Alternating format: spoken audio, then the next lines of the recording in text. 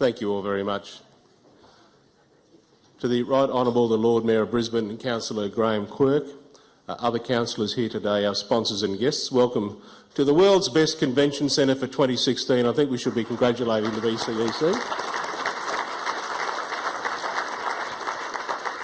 And the slightly late 7th and final Queensland Media Club event for the 2015-16 year. A couple of elections got in the way of us organising events in the first half of the calendar year. My name is Barton Green from 3plus, and I'll be sharing the MC duties with Patrick Condren from Channel 7 later today, who will formally introduce our guest speaker and manage the media conference after the Lord Mayor's speech. The Queensland Media Club is the official political, media and business forum of the Queensland Parliament Media Gallery and the Media, Entertainment and Arts Alliance. The Queensland Parliament Media Gallery uses proceeds from these events to support new journalists as well as charitable causes. And the Media, Entertainment and Arts Alliance uses its share of the proceeds to support professional development and welfare activities for its members. As always, these events can only be presented with the support of our sponsors, and I'd just like to take a couple of minutes to introduce them to you. Our naming rights sponsors for 15-16, Brisbane Airport Corporation, managers of the multi-award-winning Brisbane Airport, the premier aviation gateway to Queensland. Its figures are quite staggering. It facilitates the travel of more than 22 million passengers every year, and it's also the work site for around 22,000 people and delivers more than $4 billion annually into the Queensland economy. The Civil Contractors Federation, supporting the civil contractors that build our roads, bridges and other civil infrastructure for Queensland. And Griffith University, a top 300 global university, a leading provider of education in the Asia Pacific, and importantly the official university partner of the Gold Coast Commonwealth Games in 2018. Would you please thank our three naming rights sponsors? Our seasoned partners are Arrow Energy, an integrated CSG company supplying almost 20% of Queensland's natural gas and working to meet global demand for this important fuel. Busy at Work, a leading specialist in apprenticeship and employment services, and where opportunities begin for job seekers, industry and Queensland communities. Dial Before You Dig, a referral service for information on the location of utilities underground assets anywhere in Australia. Stockland, Australia's largest diversified property company and Queensland's largest residential developer. And Suncorp Group, Queensland's largest company and a top 20 ASX-listed company with iconic brands across general insurance, banking, life insurance and superannuation. Would you please thank our seasoned partners?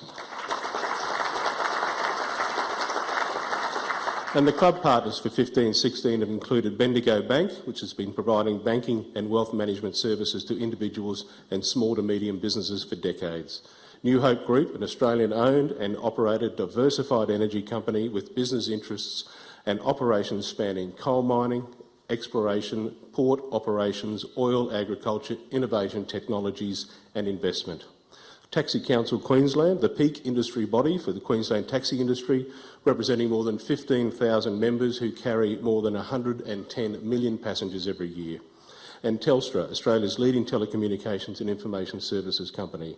Our final club partner for the season, the University of Queensland School of Communication and Arts, Queensland's top 20 global university, graduating industry-ready professionals with the UQ advantage. Would you please thank our club partners? And our official partners for the season, Brisbane Convention and Exhibition Centre, which is celebrating not only a wonderful win internationally, but 21 years of bringing world-class events to Brisbane, including the G20 Leaders Summit in 2014, one of Queensland's great success stories. The venue has delivered more than 18,000 events and $3.87 billion in economic benefit to the Queensland economy and the City of Brisbane, and has already secured 1,300 future events for the centre through to the year 2029.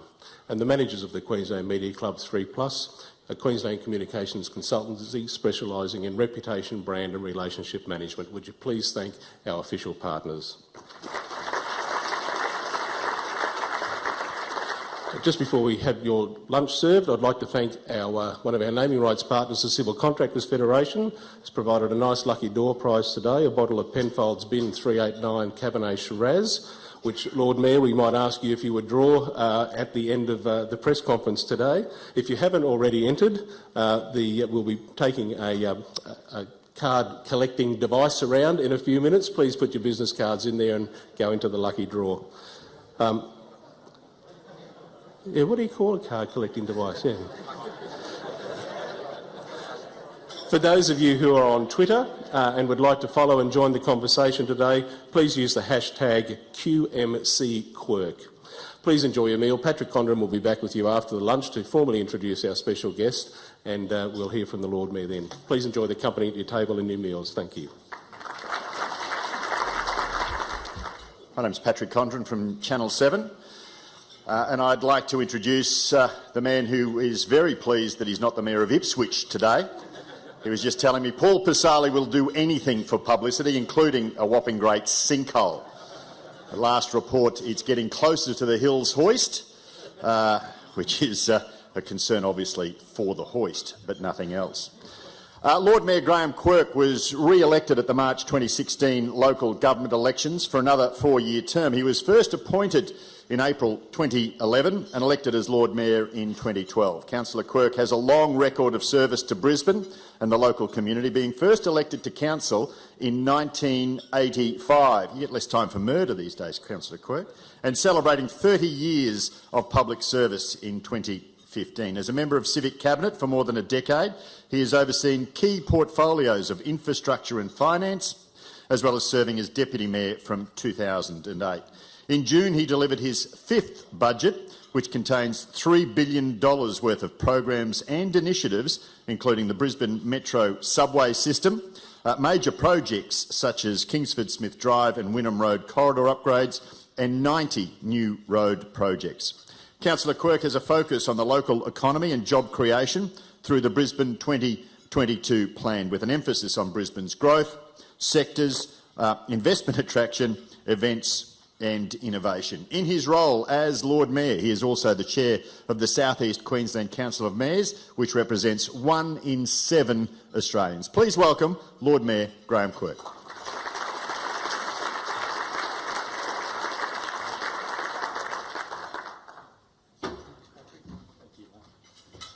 Well, thank you very much indeed, Patrick, for that very kind introduction. I just acknowledge our traditional custodians firstly, ladies and gentlemen, and extend my respects to the elders past and present. To Barton Green, the Executive Director of 3Plus, but more importantly here in your role with the Queensland Press Club, to Councillor Krista Adams, who's the Chairman of Finance and Economic Development, Councillor David McLaughlin, Chairman of Environment, Parks and Sustainability. I also want to acknowledge Mr Takiko Watabe, the Consul General for Japan, also Gary Spence, President of the LNP, and to all of you ladies and gentlemen, including Griffith University, Brisbane Airport Corporation and Queensland Civil Contractors Industry Association for your sponsorship of today's events, and all the other sponsoring partners for the Queensland Press Club. Well, ladies and gentlemen, we are on an outstanding period going forward in Brisbane. Through to 2022, I think we're going to see a really exciting period. With the doubling of the runway capacity at the Brisbane Airport, due to be completed around 2020, the Queen's Wharf Brisbane precinct with the Star Casino and the whole entertainment precinct and all that it involves, these are game changers for our city, and they represent terrific opportunities for all of us to piggyback off these two very, very significant changes to our city. The airport alone, of course, will have a capacity similar to that of Singapore and Hong Kong. The settlement is settling well and they are on track in terms of that opening of that next double runway, or new runway at least, in 2020. 2022 is also going to be, I hope, a key mark year for Brisbane City Council. We have indicated earlier this year our intention to build a Brisbane Metro subway system. And I wanted to spend just a little bit of time today outlining the why we need to do this and what it will actually mean for our city. The reality is that over the last decade, the number of buses in Brisbane has gone from 700 to around 1,200 buses. Now that is great, but what it has done is that it has now reached a point where capacity is a significant issue. Brisbane is different. If you go to Sydney or go to Melbourne, the ratio between the patronage on the heavy rail network versus light rail as it is, or trams in Melbourne, versus the bus and rail link in Sydney, it's around a 50-50 split. Sydney, for example, is 45% rail, 55% bus. Come to Brisbane. Brisbane historically lacks rail corridors. 68% of all public transport trips in our city is done by bus, as opposed to 32% by rail. So now if you come in along the South East Transit busway, you reach Woolloongabba. The scheduled trip from Woolloongabba to the city is 12 minutes. But on a bad day, and those bad days are increasing in number with all new buses that we put on the road, that time is running out to 20 minutes. And so from Hurston to the CBD, the scheduled travel time is 9 minutes. The Brisbane Metro would take in 2 busways. It would take from Woolloongabba to the CBD, and the CBD to Hurston. So the South East Transit busway and the Inner Northern busway. And then there'd be work to be done along the way, across the Victoria Bridge, down into Adelaide Street to link in with the busway in King George Square. So the issue is, how do we go forward? Because the reality is our jobs growth, population growth in the CBD and the surrounding areas is only going to continue to rise. And so we have to plan for that future. At the moment, there is no plan on the horizon in terms of what the state government will do for buses. I've asked this question now over and over again. I should not be doing this project by rights. It's a state government project. But the reality is that there's no plan on the horizon and the problem will not go away. I come back to the central point, 68% of all trips in this city are by bus. Not all by Brisbane Transport, many are by private operators as well.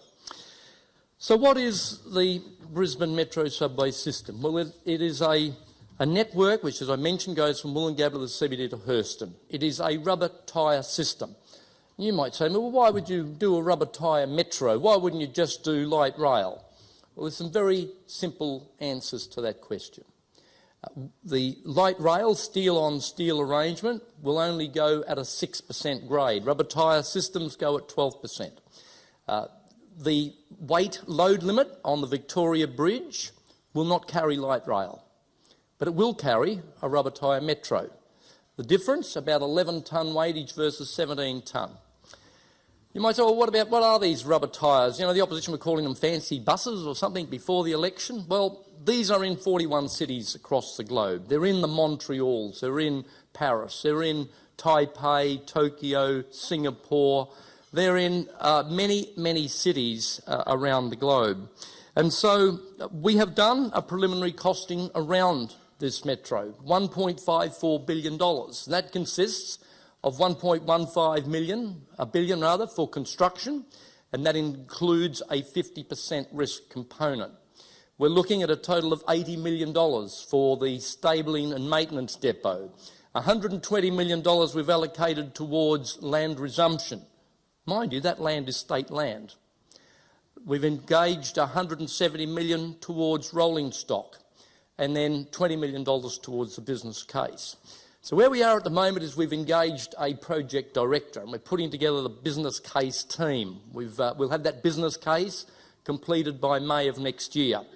And it's my intention then to start the procurement process, which will be completed over the course of the next year, and that we will start construction in 2018. This project, I'm hoping, will align with the Queen's Wharf Brisbane project of 2022. Now, it's a bit more difficult than ones we've done in the past in this context.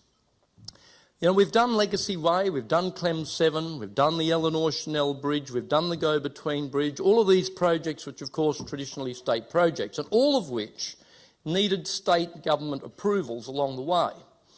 The difference with this one is that we're actually building it within state government infrastructure. We're taking that infrastructure to a higher order, to a greater value. you ask me, well, what capacity is this going to have? It'll have 30,000 an hour. The benefit of this is it's a 2-minute frequency service. That means that that current 20-minute trip from the Gabba to Brisbane on the bad day, which is going to increase as population and jobs in the CBD grow, then that will become a 6.5-minute trip.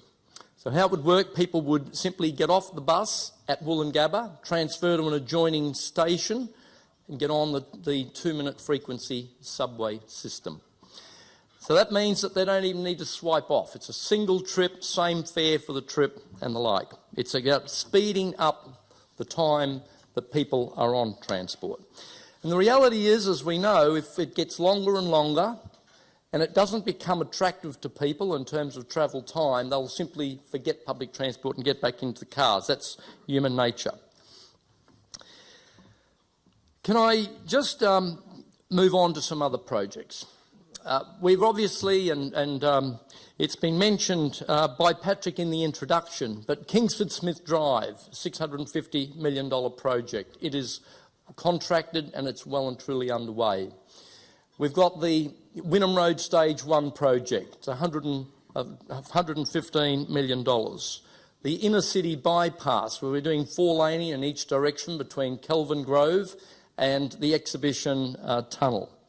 That's an $80 million project, and one we didn't know about a year and a half ago is the Telegraph Road widening. This will be 2 lanes in each direction, and it's being built simply because with the federal and state governments undertaking the Gateway North project and making some alterations to the entries and exits off that arterial system, if we don't do this $160 million worth of work, and the Telegraph Road work, it will just clog up. It will be mayhem in terms of congestion leading onto that arterial. So we are obliged to do it. We've had to find the money to take that forward. Bikeways continue to be a focus for us around the city, with all of the major infrastructure like Kingsford Smith Drive, like Wynnum Road, like Telegraph Road. We're making separated bikeway provisions available in that infrastructure. And on top of that, we'll invest a further $100 million over this 4 years, which will be towards 35 new bikeway projects. One close to here is in Stanley Street. Bikeways like the Salisbury Bikeway Stage 2, the 2 segments of the North Brisbane Bikeway, many others across the city. We're intending to continue the program around ferry terminals. You would have all seen the cranes in the river that we've had doing upgrading and creating a dual capacity of many of our city cat and ferry terminals around the city. I used to have the saying, we have more cranes in the sky in our river than all of Adelaide. But that said, we will continue with about $52 million worth of more work on those ferry services over the next 4-year period. And as far as the road system is concerned, we have upped the ante enormously. When I look back a decade, we were spending something like $35 million a year on road resurfacing. Last year, we, as a one-off, did a $100 million allocation towards it, and we've committed over this 4 years to do $90 million a year on road resurfacing. So it is a significant package of work, and it is all about making smoother and safer suburban streets. But above all the infrastructure, I've always said that we are a lifestyle city. And when we talk about Brisbane, Australia's New World City, it very much encompasses that. Mount Cootha, in my view, is one of the great untapped resources that we have. And so over this coming 4-year period, we're going to invest a lot more money in the facilities we have there. We're currently in the process of building a visitor information centre at the Botanic Gardens. We're investing $2 million on upgrading Simpsons Falls. We've got $2 million towards JC Slaughter Falls, $5 million towards improving the walkways through the Mount Cootha precinct. And we're going to introduce a zip line, which will be environmentally sensitive but exciting to all, is our intent, and that will be a joint venture with the private sector. but the private sector operating the zip line once completed. Now, to link all of this together, because you've also got the planetarium and the summit, all of that precinct provides an absolute recreational and eco-leisure opportunity. We're going to introduce a Cootha shuttle during the course of this term to link all of that together. That will be a high-frequency service to allow people the opportunity to enjoy, not only local people but also tourists as well. I've outlined an Oxley Creek vision, 20 years, $100 million in expenditure. And later this year we'll be setting up an Oxley Creek Management Authority to guide that. It is our worst creek in this city by a long way. And so it will be about creating leisure opportunities. It will be about improving water quality and taking control, if you like, of that precinct while working in conjunction with the bush care groups that currently exist. There will be a small amount of commercial activity that will occur which will help to offset those costs, but that will be limited. And we hope in the process of that some of these recreational facilities will include a rowing course of some consequence. We've also, in this term of office, bringing forward the purchase of 10 years of bushland into the 4-year term. And we're doing that because we want to capture a lot of the particularly koala-based lands that are out there that are in private ownership at the moment. We want to bring them into public ownership. It will be around, we expect, around 750 hectares of land, and it will be in conjunction with the development of a koala research centre, which we will do at Lone Pine. And we're hoping that that too will give a greater focus and an international focus to the fact that this city of Brisbane is the only place in the world where you can actually hold and cuddle a koala. And so that is a great selling point for our city, which we've never really taken full advantage of. But in doing that, we also want to, of course, look at the broader agenda surrounding the plight of our koala. This year, we will also become a carbon neutral Brisbane City Council.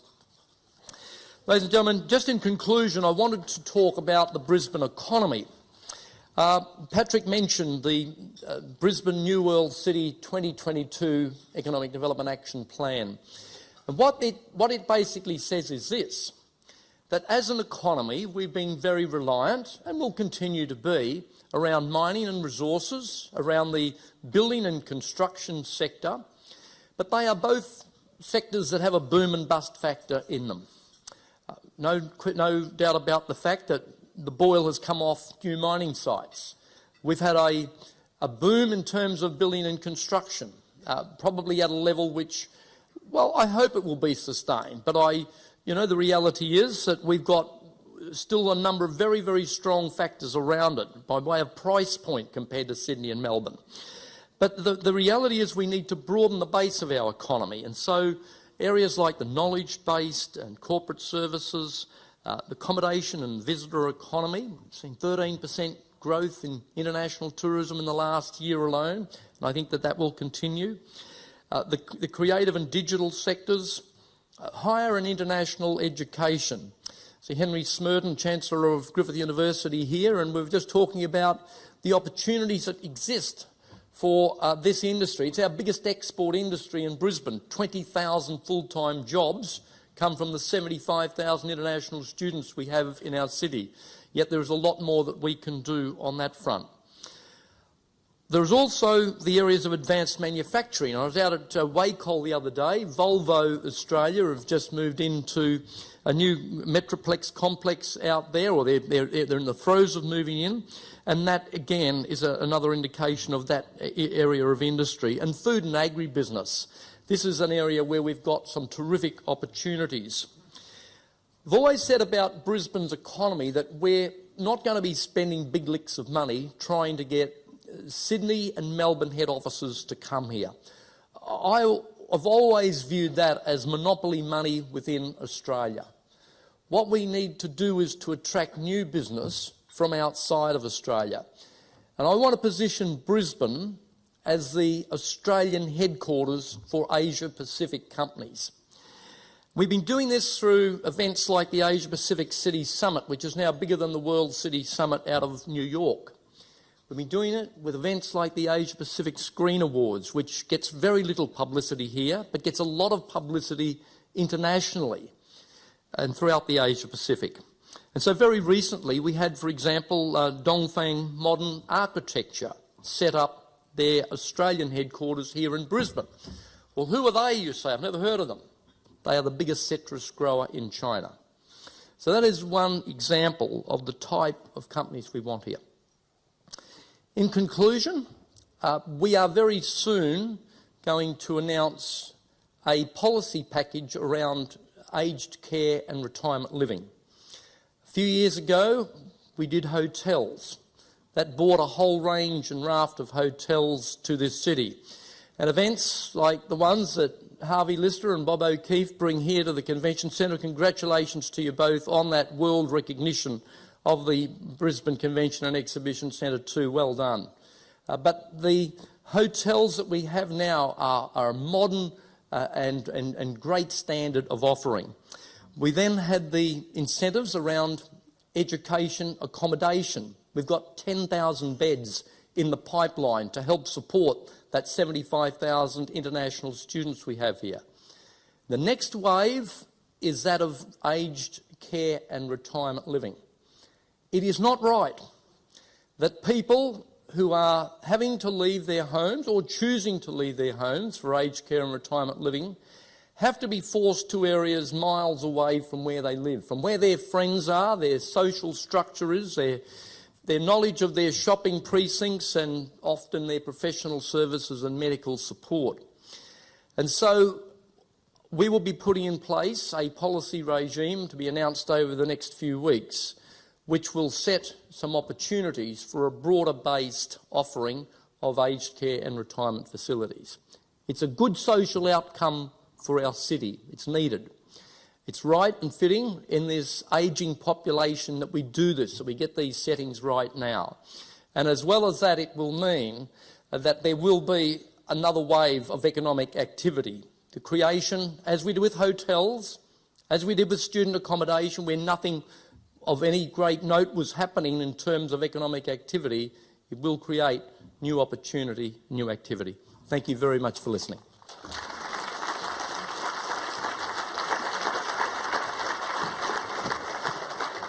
There's no escaping that easy, Graham. Lord Mayor Quirk. Again, thank you on behalf of the gallery for your time here today. The way it works now, the Queensland Media Gallery journalists will be the only ones asking questions. Chris O'Brien, the Secretary, will take a few $100s off you if you'd like to join the gallery and get an opportunity to ask a question. Go straight into the Journalists' Retirement Fund. I might kick things off. You talk about this aged care and retirement move by the City Council. Is that planning for your retirement? Will you be going around again in 2020? Oh, well, you take it 1 year at a time, Patrick, in this life. Look, I don't know. We'll wait and see when 2020 comes, but all I can say is I've had the full medical report last week and I'm getting better every year, Patrick, according to the doctor. I think you'll find it was a yes or no answer. Yes. I knew you were hoping for that. If anyone from the gallery like to ask a question, I know there's a few journalists there and they had some ideas early on. You'll have to stand up and state your name because I cannot see you from where I am. Oh. Can we get the microphone turned on? That'd be a big start. Nope. While we're getting that sorted... getting that sorted out, perhaps I might continue on. Sure. It's just like the days of 4BC when you used to come to the studio and take callers talk back. That's right. Although sometimes I wish that they hadn't called in. Is it easier to deal with, for example, a sinkhole at Ipswich or Jackie Trad calling in a major residential development in West End? Well, one was... well, they were both unexpected, I'd say that. And probably... both were, well, one was more unpredictable than the other. They're both big holes in the ground now. Well, let me just say that they've both got holes in the ground now. I mean, look, I've just come from a meeting of the regional plan where all the mayors have been together with the Deputy Premier and we're working through the parameters around the next regional plan for this state. And I just continue to raise the point there that having a regional plan is fine, but if the government's going to sign up to a regional plan, they ought to back that regional plan. Industry has to have certainty around it. It is about jobs at the end of the day. And so I think that the structure of the plan will be fine. Population's going to grow, there's no secrets there. And we have to plan for that future, and we have to do it in a sensible way. But I just hope that when we have a plan, we're not going to see a repeat of the Cedar Woods out at Upper Kedron and a repeat of what we have seen the other day. Let's see if we can go to the gallery now. The technology allows us. Thanks, Patrick, for your warm introduction. Chris O'Brien from the ABC, Lord Mayor, maybe just picking up on that theme of relations with the state government. If you take into account your transit project, Jackie Trad's trying to get money from the feds for Cross River Rail, what do you think, taking an overall view of capital city infrastructure, is it time in this country, is it long past time in this country that we come up with a better way of approaching, dealing and planning and funding capital city projects? Because there are three levels of government that sometimes are not on the same political page. Well, Chris, that's always going to be an issue. And look, I take the view as Lord Mayor that I will work with whoever is there, federal government or the state government. I've got an obligation as an elected representative to do that. So I have not been one to go out and deliberately bag governments of any colour. I want to work with them. I want to get an outcome for Brisbane. But having directly to your question, do we have to look further afield in the way in which projects are funded? Well, we do. Infrastructure is not cheap. We all understand that. There's always an unmet need in the infrastructure list. But we are on this journey of discussion around value capture and what it might mean. I'm getting different interpretations about value capture. And can I just say that some people see it as the answer to everything, and it is not.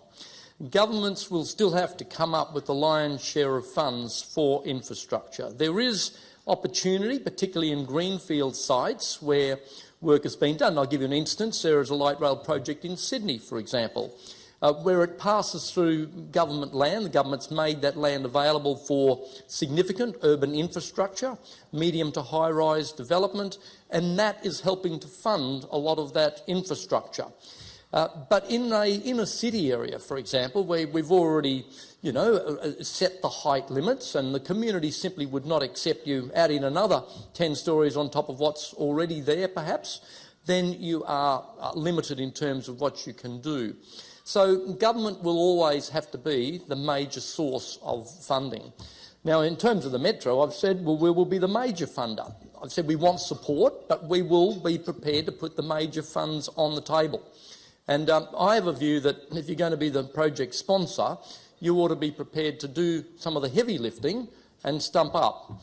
And so that's where we are. But we do have to be a bit more creative in terms of the development of the cake.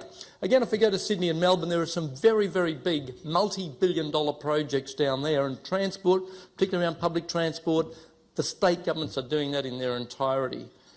So there is a disconnect, but they are using their asset base to do it, and that's the difference. Chris, thank you for your question. Is there another caller? Lord Mayor Tegan George like from Channel 10. The state government has said previously that it needs council money in order for its Cross River Rail project to go ahead. What, if anything at all, can the government do to get you to change your mind? Nothing, because I just say this, it's got to stop somewhere. I mean, again, I mentioned the projects earlier. You go back over the last 10 years, all of the big infrastructure that we have built, if you go to any other part of this country, they are not done by councils, they're done by state governments. So what do? After we do rail, we're going to do a hospital or a school or two. I mean, the line's got to be drawn somewhere. And if I I mean, we weren't as a council entity part of the Cross River Rail business case development. The first I knew about this was there was some report came out 2 days before the council election, which I saw a few weeks after the council election, that had in there that they were going to be looking at council for funding. And well, that's not the way you do business. But even if we were consulted, frankly, no. We put in $122 million into public transport operations in this city. 122 million. There's no other council in Australia that does that. You go to Melbourne City Council, I'll tell you how much they put into public transport. Zero. Not $1. I asked the Lord Mayor of Melbourne, that's a state government responsibility. We don't put in anything. Anyone else? I can't see. Hello, Lord Mayor. It's Shane Doherty. Shane? Congratulations on your election win. Thank you, Shane. And for putting back the fountains. Yes, I was very, very grateful. Thank you for that. Given your vast experience in politics, I was wondering whether you could make a call on what bugs the residents more. Is it that you have to spend money on projects like the Metro, or that you don't? In other words, are you rewarded for political courage? Well, I think there is a certain he who dares wins factor, provided that you have a plan which people will accept, you are able to narrate, have a narrative around that plan, explain it in what I call lounge room language, and people get where you're coming from and where you're wanting to take things. And so, you know, I think that is the critical thing. And the one thing that people will say to me constantly, and I've probably said this on air to you, Patrick, and the one thing people constantly say to me out in the shopping centres of this city is, Lord Mayor Quirk, don't let the infrastructure fall behind. We understand there's growth, but keep up the infrastructure. And people will be accepting if they have to pay a little more if they know that you are making a determined and a best effort to do that.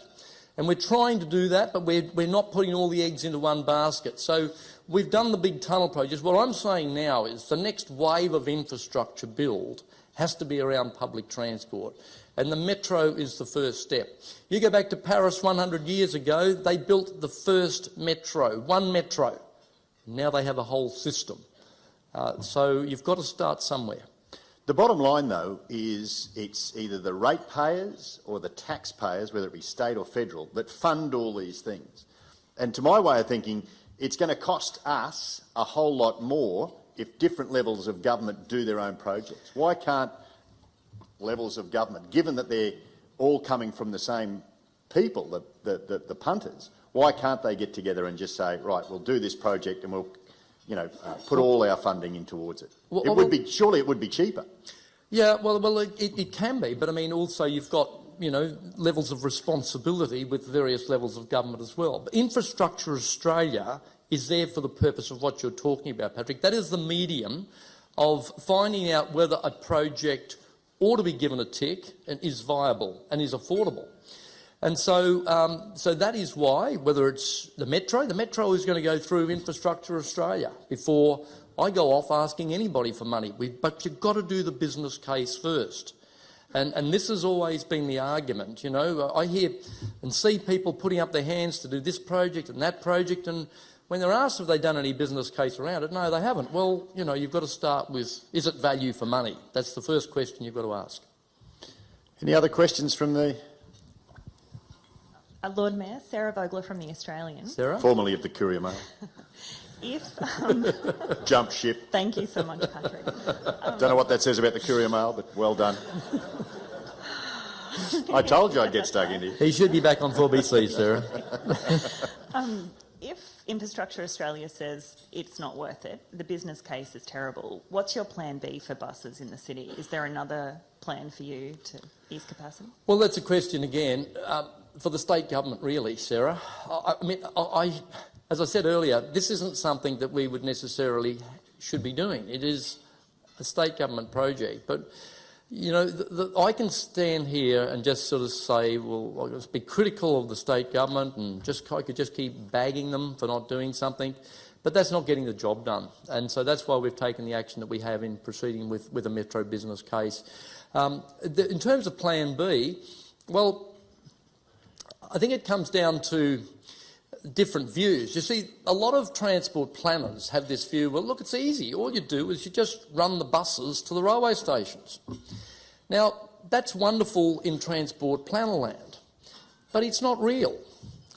And having dealt with people over 32 years, I can tell you that if you make people do a bus trip across country, or in some cases backwards to get to a train station, and then, you know, trip them in by train, and that takes longer, as it will, because you've got to get the connections and everything else, they will just say, too hard, I'm back in my car.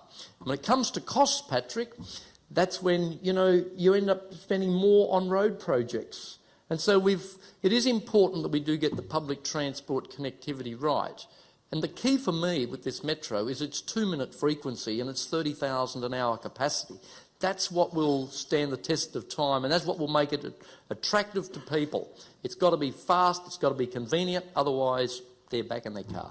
Okay, that's all the time we've got for questions from the floor. Perhaps just one more from me. Of course, Campbell Newman handed over to you in 2011, before his move into state parliament. Is that what you're planning to do in 2019? Hand over to Campball Newman? Patrick, because we'd like to do that again. I'm sure it was, yes, I saw the fun you had. I would just say this to you, Patrick, it'll be from here to the horse paddock for me. I've no idea what that means, but I'm presuming it means retirement. Lord Mayor, thank you very much for your time. Thank you, Patrick. Before you go, we do have to draw a lucky door prize, and here we are with the receptacle for the lucky door prize. Dean Graham, the General Manager of Australasian Services Epic Assist. So, Dean, you've won the lucky door prize. Congratulations. And please, once more, thank you very much to the Lord Mayor for his time today and his patience. Good on you, mate. Thank you. I'd just like once again to acknowledge our naming rights sponsors, Brisbane Airport Corporation, Civil Contractors Federation and Griffith University, as well as all our other sponsors. And we'd like to welcome some new sponsors. Brisbane Markets Limited and Newgrow will join us for our first 2016-17 event here on Friday, the 9th of September, with Deputy Premier Jackie Trad, which happens to be my birthday, so if you come along, I'd like a present. Please visit, and coming to this will not be a gift, please visit the Queensland Media Club website for a visual recording of today's speech, proudly sponsored by Media Visions.